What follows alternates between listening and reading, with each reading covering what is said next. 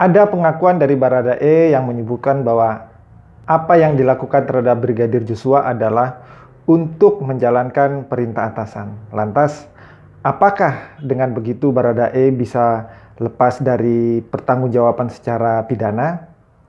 Di dalam hukum pidana,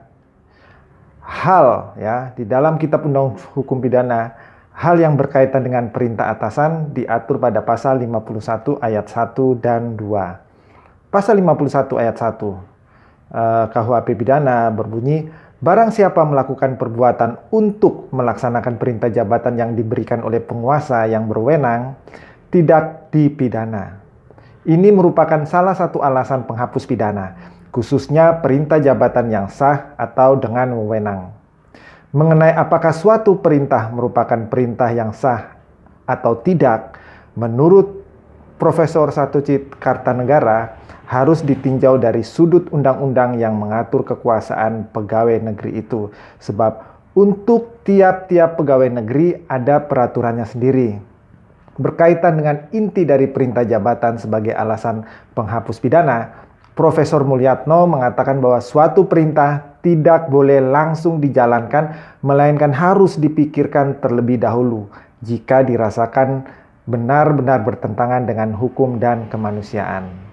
Selanjutnya, menurut pasal 51 ayat 2 KUH Pidana yang berbunyi, perintah jabatan tanpa wewenang tidak menyebabkan hapusnya pidana, kecuali jika yang diperintah dengan itikat baik mengira bahwa perintah diberikan dengan wewenang dan pelaksanaannya termasuk dalam lingkungan pekerjaannya. Berdasarkan rumusan pasal ini, menurut saya, hanya perintah jabatan yang diberikan oleh pejabat yang berwenang jadi suatu perintah jabatan yang sah, yang dapat melepaskan orang yang diperintah dari pidana.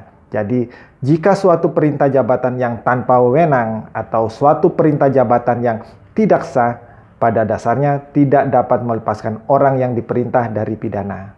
So, bisa tidaknya Baradae dipidana? Kita tunggu proses persidangannya ya. Terima kasih.